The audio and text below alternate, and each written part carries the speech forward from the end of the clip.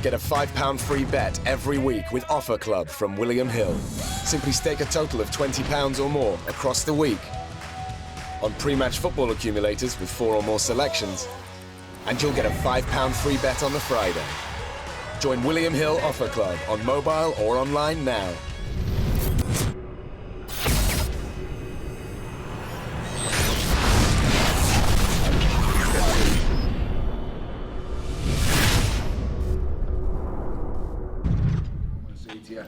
At this weight with small heavyweights, and my prize goal, I swear to you on my life, mate, is just to get home safe to the 3 kids.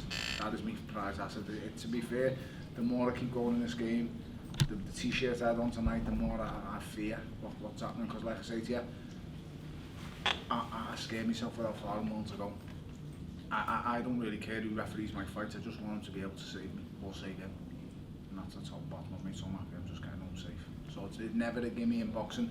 10-ounce gloves on, anyone can get it and anyone can get hurt. It's as simple as that. You'd have to understand it's not sparring. Remember all the things he said, the heavyweights he's mixed with, he's never been down, he's never done this. And I told him when we got face to face, listen, you're gonna go down. And he says to me, he was standing right there in the middle of us, he says, never been down in my life, boy. I said, trust me, you're gonna go down. I says to him, I might go down. I said, but you know me, I'll get up, because I have no mechanism in my head. Normal people have it, I'm not normal. People have a mechanism in their head that goes, you know what, I've had enough here. You do, I swear to you, my kids' lives, I scare myself, man. I sat in that hotel today and I think to myself, I just pray to God this isn't one of them nights where I've got to show people how big my balls are again, because it scares myself, like, it really does, it frightens me. Were you relieved when he didn't get up that 4th time? Yes, I was.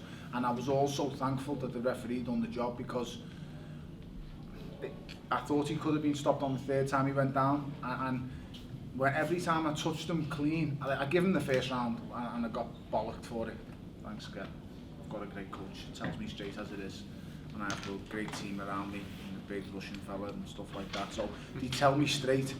But believe me, every time I touched him, I could see, I tell you all the time, when I hit someone clean for the 1st time, the reaction on the face says it all. In the 1st round, I didn't hit him big to the head, I touched him to the body with a left hook, and then a right hook as well. And the eyes never lie. They never ever lie, and I was relieved when the referee stopped at that last one. I don't know actually how hard it was or how gone his legs were, but the left hook was just short. It was short and went right across his chin, and I don't care who you are, and people are going to slate me or say whatever they want about me and that pussy.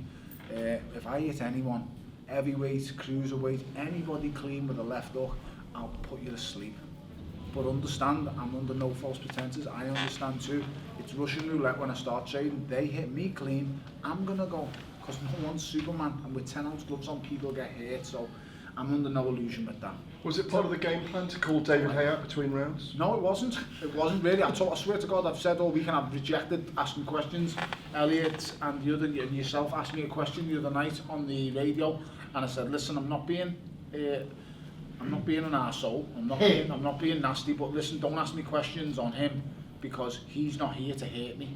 The only man in the world who wants to hurt me right now, and I said this, his name was FLORES, and that's all I want to talk about. But when he was down, I think it was the 2nd round, he went down quite heavy, and end of the 2nd. Yeah. End of the 2nd, and I looked at him, and I don't know why my eyes looked at him, but they looked at him and he annoys me with that SpongeBob haircut and he pissed me off.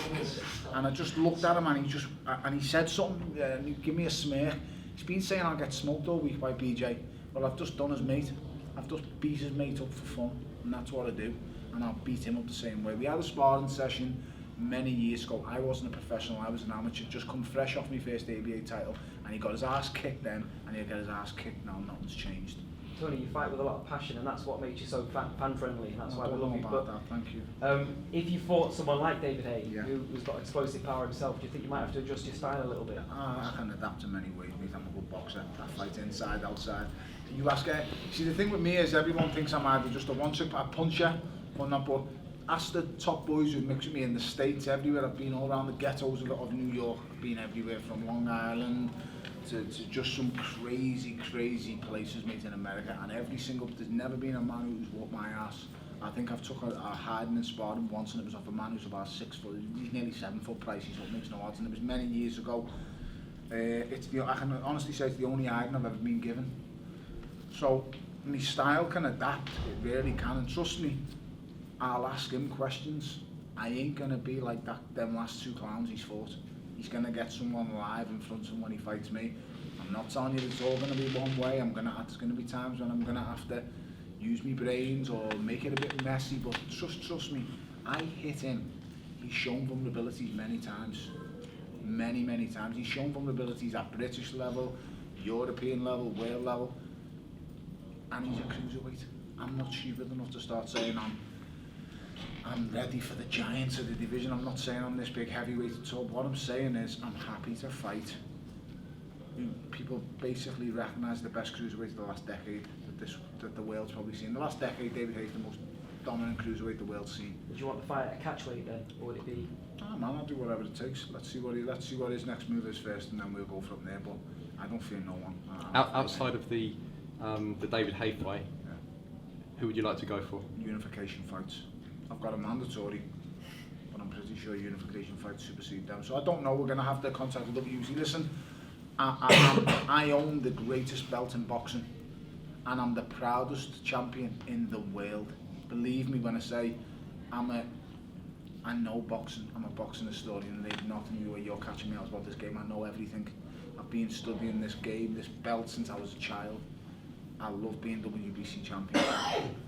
But ultimately, I'm at a stage in my career where financially I've got 3 kids, and I have to make it work financially. As much as I love belts and I love big fights, it's about making the correct financial decisions, and I have the right people around me, the right team, and believe me, a missus who can tell me which fights I've got to make. So anyway, I was just going to ask David before, at the end of the second round when Tony was going back for a third, I seen you like that, really giving him, can't remember tell us what you were saying. Just give me hand a good little workout. I don't remember the talk in the second round. You got greedy. You got greedy. I might have said you were being a bit stupid at times, but I didn't say that. No, listen, it weren't perfect. There were things they were doing that I wasn't happy about, but that's my job to point out. On the inside, But yeah, you did. I made him miss a bit. Yeah, you did. Tell you what, you made him miss a lot. You did a lot. So there was. I mean, my mind's a little bit 100 miles an hour right now, so I'm picking what I was saying to him at when about what's a little bit hazy. But there were things that I weren't happy about. But it was entertaining. It was powerful. It was strong. He did a lot of good things in there, and he proved again that he can punch. He can really punch. Eddie, could you talk in practical terms about just kind of almost flesh it out that if Tony and David could have an agreement, where they fought 210 or something like that, how big this fight could be, what it could do for Tony's future, because there's definitely a lot of interest in it now, isn't there? Yeah, I mean, but David Hayes trying to pick up something in the heavyweight division. Tyson Fury's vacated belts, there's a bit of a mess, WBA, WBO, there's going to be opportunities coming around, but if he thinks that the likes of Lucas Brown or Shannon Briggs are really that big, then he's deluded. He should know better because he's a smart guy. He's operated around business for a long time, and I believe he's smart enough to know, driving home tonight, this is the fight he's got to make. He's on his way home. He's in a nightclub right now. I don't think it'd be wise for him to go to a nightclub in Liverpool. I'm telling you now, he's in a nightclub right now, drinking up, probably with his mate. But one thing I'd like to say is David Hay has achieved a lot, and there's a lot of British world champions. But when you look back over the career of Tony Bellew, you can summarise it and say it was a light heavyweight. He beat Oval Mackenzie twice, who is a very, very dangerous fighter. Yeah, no one wants to fight Oval Mackenzie. He went out, he beat Isaac Chilemba, a draw, and then he beat him again. And Chilemba gives everybody of course. And actually, look at Kovalev. Chilemba's a horrible fighter. Come back, boxed Stevenson, went all the way to fucking freeze him, wasn't it? Horrible. Quebec or wherever it was, it was shit. You, mate, it was crap. Yeah. This time I ever got my ass really kicked. Come back, let me finish. Come back, moved up to cruiserweight, right? Had a couple of good wins against good fighters. Brudov, Dos Santos, came here, had an absolute stinker with Cleverly, right?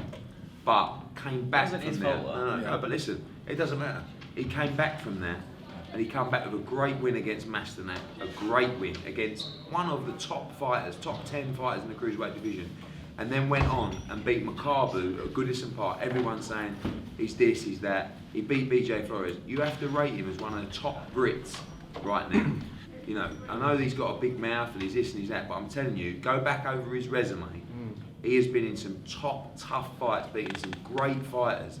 He should be up there, top 5 British fighters right now. Do you not think his performance against Makabu is arguably one of the performances of, if not the performance of the year, perhaps arguably with Frampton and For Santa sure, Cruz, but you know, like, again, he's always been the guy that's sort of like, oh, he's, you know, Bellew's got a big mouth, but the Makabu win was the win to say, no, I'm a fucking good fighter. And actually, when you look at the resume, there's so many fighters, so many world champions who actually, they don't really, you know, they haven't really beaten anyone. Look at who he's beaten, look at who he's boxed. You know, Mackenzie twice, Chilemba, Masternak, Cleverly. You know, Cleverly's now light heavyweight world champion. He had a great fight with him at light heavyweight, beat him at cruiserweight, Adonis Stevenson. You know, even Dos Santos, Brudov, Makabu. Now Flores is no mug. You know, you saw him come out tonight. He was trying to do what he did against Makabu. But don't look at it as like, oh, we're just chasing his payday with David Hay. He's a world champion. He has achieved a hell of a lot in the sport. Mate, listen, if I hit him, he's going or sleep. Trust me, he's not beating me. I don't give a shit what anyone thinks. I hit him, I'm telling you now, he'll go. He's been wobbled, rocked, hit so many different times off lesser fighters than me. If I hit him clean, I don't care what anybody thinks, I will wipe him out. I don't care who it is. He's nothing special. He's lazy. He likes fights at his tempo. I'll hit him in spots where he's not going to like it, and I'll get in his head. That's the worst thing with someone like him. He's a mind fucker, David. And the worst thing you could do is get in his head. You get in his head, and I know things about David in every single way, shape and form. And let me tell you, mate, David isn't everything he makes out to be. You trained all the security you had to stop you tonight, Tony. No, I'll be honest, right? I didn't want to hit him. I mean, I could have, but I wanted to get in his face and tell him, don't you think you're the boss here? Don't you think you're going to intimidate me? Because that's how he comes across. The gobshite turned up at me premiere for the Creed movie, and he's standing there, he's saying, and he's looking down on me as if he's someone and I'm no one. No, the fucking clown. I've done things that he could only dream of.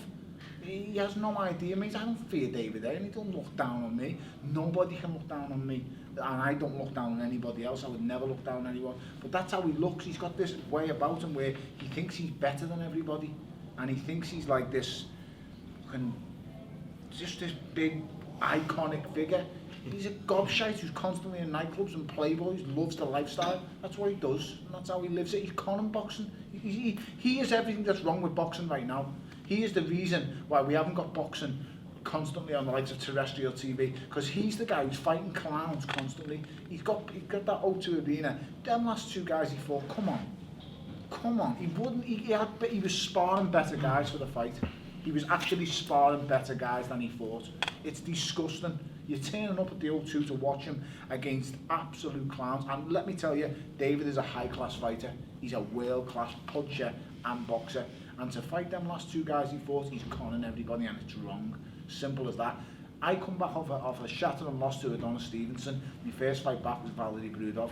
He had double the amount of wins I had at the time. Second fight, Dos Santos, it is what it is. I went and done the movie, went into Forgotten Land for a year, came back and fought Mateusz Masternak, European champion, world title contender, only ever stopped on his feet once by Gregory Drod, the WBC champion. And I just keep going in with these fights, and progressively I just keep beating him. How many times do we need to be the underdog? How many times do people need to say, he's not that good really, he's not this, he's not that. But tonight I've just gone in and absolutely exposed a man who'd never even been on the floor in his career. I can't even remember how many times I put him down. What are your commitments with the title? Is Josda coming back at all? I won't even entertain him, not to be honest. No, he's not. He's mandatory to Bradis. I won't even entertain him. But with all due respect to Bradis, Bellew against Bradis is a great fight. But Tony Bellew has probably got somewhere between, and he'll decide, but I would say 4 to 6 fights left in his career. So 10 you think. And the key is to make him as much money as possible over that period. But there's not a threat of WBC nicking the belt off if you go for the Hay fight. It's not going anywhere. Oh, if we took the Hay fight, Yeah. maybe if we move to heavyweight, then maybe we do that fight and you interim, then fight taking Raiders. my but belt, mate. No one's taking my belt. be quiet. How did the pressure of defending the belt feel compared to? It was impressive. To be fair, I was a little bit nervous tonight. I was a little bit. Not nowhere near as bad as Goodison. Listen, my ass fell over the counter. That's a great night.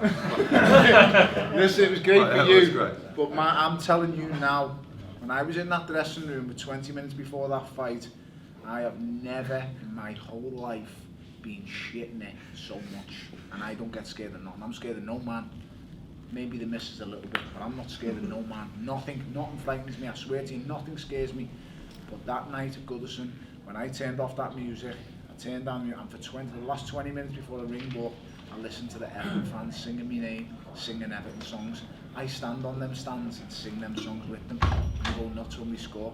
And I can't explain to you, mate, the feelings. Every time I watch it, I end up in tears, and I'm not really, and I am a bit of an emotional person. Wait till you see that Sky show.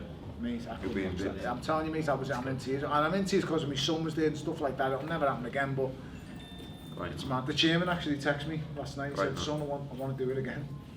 And I said, I can't do it. We might do. Listen, I can't go to that pressure again. It was the most, it was the worst pressure in the Sorry, world. wouldn't you have to David Hay fight there? No, I think the issue you got with the David Hay fight is he's looking to box in December, right? So he's looking at Shannon Briggs, Lucas Brown, that kind of thing. We're ready to go February, March. I've got March the 4th at the O2 Arena. That's a pay-per-view date that's locked in with Sky. This does big business on pay-per-view. What date? March the 4th. Is that right? I'll have to want to buy the box. Okay, it's fucking, you better hurry What up. BELLEW Hay does big on pay-per-views. Yeah. Ah, I mean, listen. Especially after last. Listen, In March, in listen, March, yeah. listen, let me tell you. BELLEW cleverly did big business on pay-per-view. BELLEW Hay does monster business on yeah, pay-per-view. but that's a fact. He ain't gonna run. The other fella just throws at the cruiserweight division. No, but this is a dangerous fight. But this is a great fight between a very good heavyweight who ruled the cruiserweight division and against the current number one in the cruiserweight division. So the belt will be in abeyance at the time, yeah. Listen, this belt is My prized possession. but sometimes, if there's an opportunity to change your life forever, then, And This is why I have people around me, because if I was up to me, I would be in dangerous positions all the time. I have the right people around me to help me, and I'll be honest, there's times when I need them because I am a danger to myself. I really am. Tony, we seen the conversation, but what did he say back? He Or was didn't he say just- nothing, he just kept saying yeah. He knows when he looks at me, I'm trying not to swear, I'm trying to be more professional. He wasn't professional when he was calling out BJ instructions. Yeah. Was he? Was he? I didn't even realise. I swear. I thought that's what threw me I off. haven't got the mind. I haven't got it back in my mind yet. But I'm serious, lad. I'll punch his face everywhere, mate. And if I'm so happy I didn't get too close tonight. I want to get in his face and tell him. So it's different saying stuff to people when people are in the middle of you. When you get in someone's face and you look in their eyes, they understand you mean it. And David knows me. I know that he knows I mean it. He's not looking at someone. I don't fuck about no money. When it comes to the fight, I fight. And a fight's a fight. I understand what's going on. This is why I explain to you time and time again. I scare myself. When I walk to a ring, I don't see nothing but the fight. I looked at BJ tonight, and I just, when they're calling on my name, you see fights, got their hands up, and hey, look, listen to the crowd. No, I'm looking at BJ, and boy, you better know what's coming. You better know what's at stake, because I ain't going to stop, and I'm going to get you. And if I ain't getting you, you're getting me. Just be prepared. And I kept telling them all week, I hope you're ready, lad. I swear to God, I hope you're ready, because I have killed myself. It's been actually 16 weeks, not 12. We were going for September the 10th, and then something happened with all the other stuff, and then in the end they got prolonged a little bit. He gave me a couple of weeks off, and then went back, and listen, the only thing that's been on my mind is BJ FLORES' mouth, man. And tonight I'm happy I shut it off. Tony, do you think you've answered a lot of people who have been given these Outer Banks that you put BJ Flores on the floor 3 times and won the fight? So, you know, them people who've actually been criticising you. Like, But listen, he's never been on the floor. He's fought some world-class fighters. He really has fought former world champions. He's never been dealt with like that. He said to himself, he's been one of David's main sparring partners for years. You've seen him sparring. David's never put him on the floor in sparring. He's been main sparring partner like Shannon Briggs. He's been in the Klitschko camp. He's been around all these guys. He's well spoke of in America. Yeah, no one puts him on the floor, and he's respected in America. This is why. That's why David just said there is no way Bellew beats Flores. He's been saying, oh, there's no way to stop him. I told him. They said you don't There's beat no way him. you beat him. Yeah, fuck that, I was going to stop him. Sorry, I swore again. You understand, he couldn't outbox me. When I want to box, I'm well blowing my own. I'm good, I'm clever, I'm sly, and that's what David understands well. When he sparred with me as an amateur, he was shocked at how easy I adapt and adjust. I can just adapt. He's getting tired, he's going to get tired, but BJ's the same tonight. Give him the first round, and then I adapted. Come out the second, touched him up a few places, got a bit of a telling off. Yeah, I did drop a few times, and then I just dealt with him. I show the level from between champion and contenders. I am a champion, and I'm a cut above the rest. Simple as that. No one's dealt with BJ like that. And like I told BJ before the fight, I'm going to end your career on October the 15th, and I think I've just done it. David, what are your take on Tony Frank, David Tate? If we're made, let's do it. I think it's a fantastic fight. I think reaction of the crowd, you look at Twitter, you know, fans are going to want to see that fight because you've got 2 men with big mouths that can punch. Both of them can punch, you know, and there's people that running Tony down and saying that he's got absolutely no chance, 0 chance. Listen, if Lalenga Mock can have David Hayes' legs all over the place, Lalenga Mock was a super middleweight really, right? If he can have his legs all over the place, if he hits him on the chin, he'll take him out. But vice versa, we're not idiots. We all know what will happen if David Hayes, but David Hayes can punch, you know. So it's vice versa. Flip a coin, see who lands first, and let's go. Yeah, but this is, you know, this is boxing. You know, Hey, you want to see exciting fights. Fans want to see exciting fights. You want to write about exciting fights. You know, this is an exciting fight. It's probably the most exciting fight out there. And you both know, mate. He hits me, I go down. There's one thing about it. Big difference between me and him is I get up. I want to fight. I don't live the playboy lifestyle. It's a way of life for me. It's purely about money with him. With me, I can't give in. It's purely about money with him. With me, I fight. I get up. See me face first. Have you ever seen him get up from a face first knockdown? Never. The only time I remember him getting up from a knockdown was against John Mark Mormack in his life. I don't remember really getting up and really showing a fight for anything else. One time in life, I've done it how many times, and I'll do it again and again and again. I'm telling you, I hit him. I ain't Lalenga Mock. I ain't John Mark Mormack. I hit him, mate, he goes to sleep. And I will hit him clean as well. He ain't got the best defence. We'll see. Dave, a final question for myself. Minus what happened after the final bell, did everything go as planned tonight? Yeah, we won by knockout. Yeah, Does it ever go to plan? That was the plan. It was to knock him out. The plan was to make sure that it made him feel his 37 years old by pushing him downstairs. Carlberg did not say. And we knew that if we landed him, he was going to do it. But and if you're making mistakes and you do things wrong, then that's not following exactly the plan. So it was all right. But there were things in there that I weren't happy with, and there were things in there that you can't get away with if you're fighting a David Hayes. Let's try and make it happen. Yeah. Carlsberg did pay-per-view fights. Cheers everyone, thanks for coming.